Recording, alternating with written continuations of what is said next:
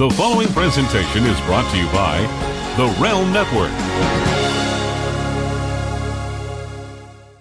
Hi guys, and welcome back to another TNA Impact Wrestling review. Last week I was joined by Vince and Jeff. I had a lot of fun. I was showing that review to my grandma, my cats, the milkman, my gardener, because I totally have a gardener. But I know I'm going to get a lot of comments down below asking about, where's Vince and Jeff? Sister Nero is here every week, and she does her reviews solo. So if you find, my accent annoying, some invisible people did on last week's review, I hope your ears bleed. People pay to sound like me, so I don't know why people would say that. But, for all those who love Impact Wrestling and watch my reviews every week, I'm so excited to share my thoughts with you. I really enjoyed this week's episode. I feel like TNA's been so consistent recently, and last week's show was great. This week's show was great too, and it all kicked off with Bobby Lashley. We see him backstage. The camera is focusing on that goal, though. Lashley is walking, he's backstage. We see Billy and Dixie with Aaron Rex. Billy and Dixie kind of move to the side, and, Lashley gets in, Aaron Rex's face, and he's like, you want some, come get some. Because we did see, the cliffhanger, when, Lashley won all the gold. Aaron Rex came out, even though I don't know if everyone saw it, because I know Jeff and Vince were talking about, the whole DVR situation. I have an attention span of a 2-year-old, so I kind of missed that discussion. I must have been thinking about what I wanted to eat or something. I mean, girl has appetite, but, yeah, so it was good that the show kind of started off with Lashley and Aaron Rex, and I'm so glad his name in TNA is not Damien Sandow. I find it very difficult to say Sandow. I mean, talk about tongue exercises. But then we go into the Impact Zone, and James Storm comes out with a beer bottle as always, and, he's not looking so happy. And he has a problem with, was it Brian Hefner? Who refereed the match last week. And, there's a bit of controversy around the fact that, James Storm pinned Lashley and, Brian didn't count it. So James comes out and has an issue with that. He shows some footage, and, he was just not having it. But then Billy Corgan, the new TNA president, comes out. And, I like the fact that obviously Billy came out, but I wish that Dixie and Billy opened the show. I wish they both came out and, Dixie introduced Billy as a new president and, just, passing the torch down to him. I wish they just made it a big deal. Because, Billy just came out and it's like nobody even said anything about it except for later on in the show where Billy referenced how obviously, he's running things around here now. So, I would have preferred if, Dixie and Billy opened the show, and then we could have had James Storm come out and, causing a lot of drama about, him and his match last week. But Billy comes out and he says, you're a TNA original and you're begging, and maybe you can't win the big one. Ooh, shots fired by Billy over there. Quite patronizing, but, this is where I kind of have a problem with Billy, and that's I don't know if you're turning into heel, or if you're a nice guy, or if you're just mutual. I don't know what kind of vibe I get from you. I just don't know. But, Storm gets the toolbox out, and then he's, hammering around the ring and stuff, and, wow. But he gets in Billy's face, and then the security come out. Now, the security, that come out, they look like they could babysit my kids, my children, because I totally have children. Give me some macho kind of looking guys. These guys, no, they're not looking too intimidating, but James Storm says how AJ Styles and Bobby left and he stayed here and he's gonna smash Billy's pumpkin. And then he smashes a beer bottle on one of the security guards, and yeah, that's the kind of James Storm I like, the beer bottle smashing guy. As James Storm left the ring, Billy said a few words on the mic, and I found Billy very funny at this point. You can hear and see more of his personality, especially when he was trying to catch James Storm's attention and calling him cowboy. But Billy said, since you're on your way to Nashville, you're suspended. So James Storm is suspended, He's trying to get into Billy's face and stuff. Not a good move, cowboy. But then we see the Miracle and Moose backstage. Mike is kind of giving Moose, a prep talk. But Mike says how Mike says to Moose, "You do what I say, and when I say, because I'm on to the TNA World title." And then Moose was kind of looking all weird at Mike. Like, this guy is big, he's bad, he's tough. Like, he got to do his own thing, you know? So I didn't really, I just, no. But we also see Storm leaving, and then he leaves in his car, and then we see the match between Eddie and Moose. Like, why the hell did Moose come out with the Miracles music? I feel like people paid a ticket to see Moose and to hear his music, because his entrance is just so good. It's so badass. I love it. I was just, no, like, this guy, don't try to emasculate him with the Miracles entrance music. No, thank you. But, obviously, a lot of people were hyped up for this match. You know, Eddie Edwards is a high flyer. He can give you those dives and everything. And Moose is a big guy, and he's a powerhouse. But he can also, you know, he can drop a good few moves there. Really liked it when Moose power bombed Eddie onto the apron. But yeah, I was expecting to see a bit more from Moose in terms of his, like, you know, drop kicks and, you know, stuff big guys don't usually do. But it was still an entertaining match. The Miracle Mike obviously interfered a few times in the match. But Moose wins with his finisher, Go to Hell. Love that. We also see Maria and Ali and Jade backstage. This is my thing with Jade. Okay. You look the part, you can play the part, but you just can't talk the part, girl. Like, it was just a bit awkward. You know, Maria does a great job. She can talk forever. I can listen to her for like a whole 2 hours. I find her very entertaining. She's very confident. She's full of charisma. Jade, on the other hand, she gets real hood and stuff, but like, it's just awkward, you know? But Maria was just being her usual self, bossing that poor Ali around, you know? Go. Stop being mean.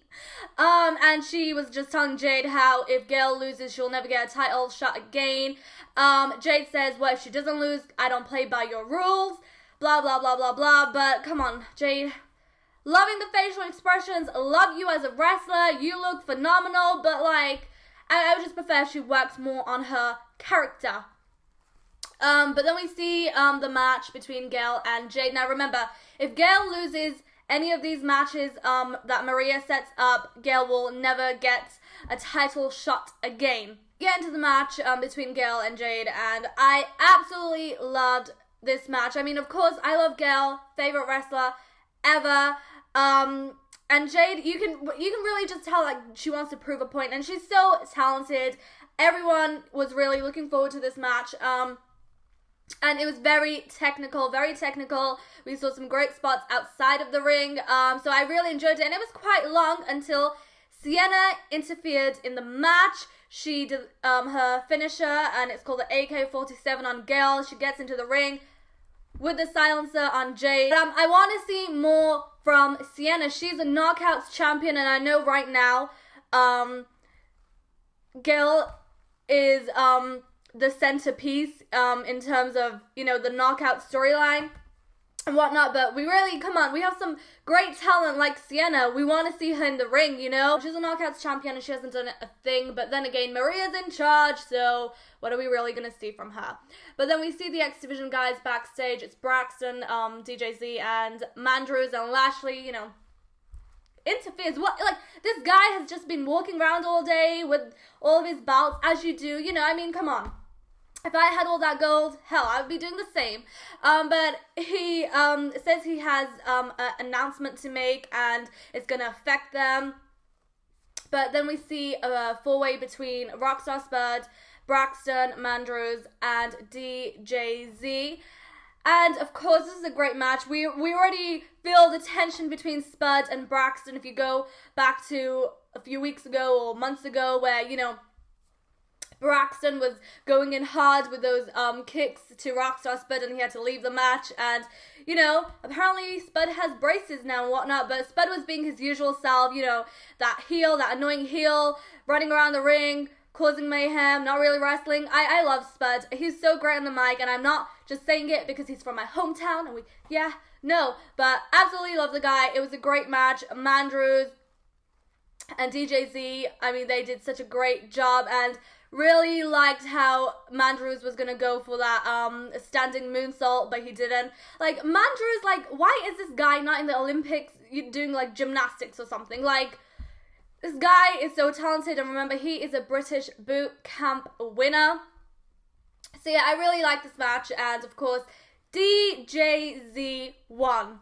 We also see EC3 backstage, and he says he's gonna answer to Drew's challenge. You know, we saw last week. It's great. I love Drew. But we also see Dixie backstage. We get back into the ring. EC3's out. Drew comes out. EC3 accepts Drew's challenge. You know, we're gonna have a clean winner. Ain't nobody gonna interfere. Ain't no controversy. Nothing. But can we just have Drew turn heel already?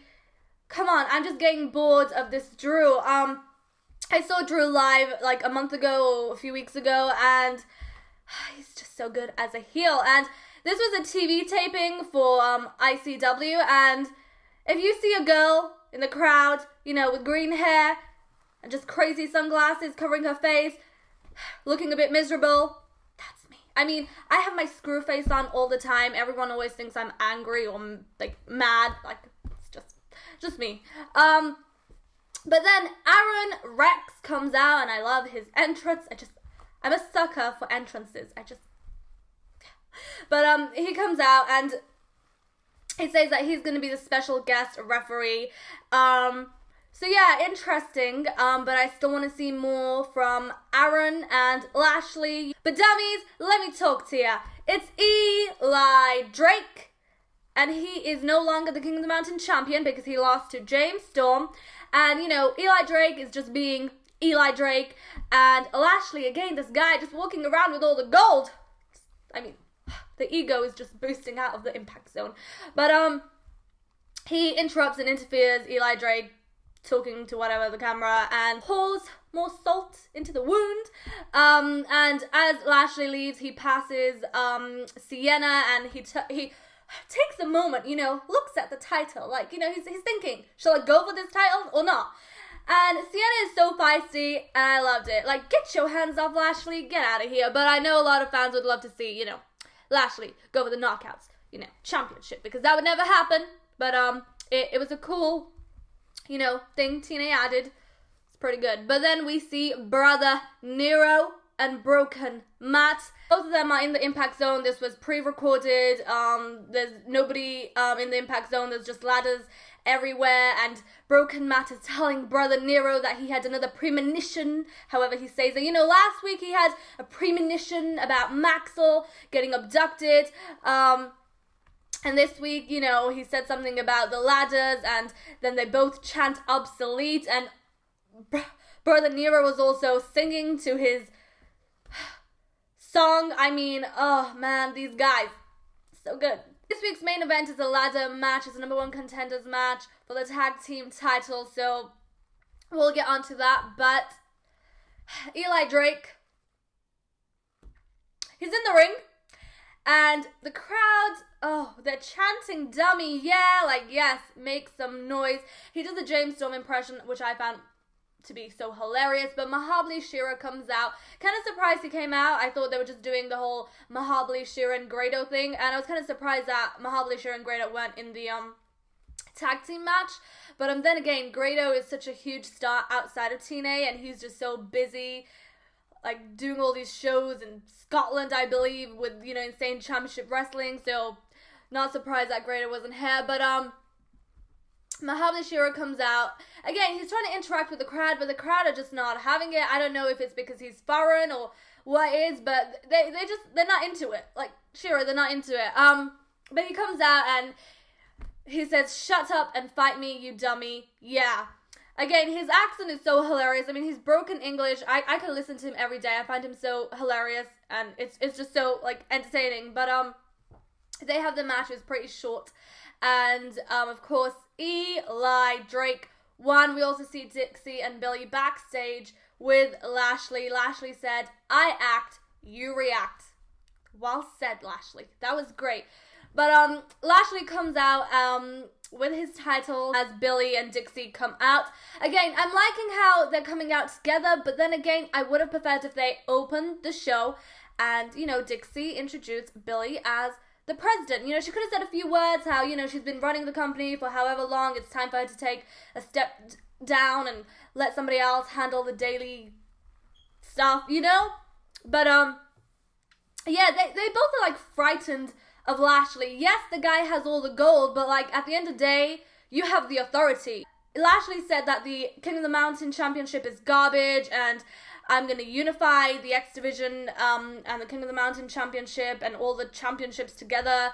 Something along those lines. And Billy says that he's running things around here. Lashley said, I've ripped the heart out of the X Division. Nobody can beat me. I'll see you at Bound for Glory. Adios.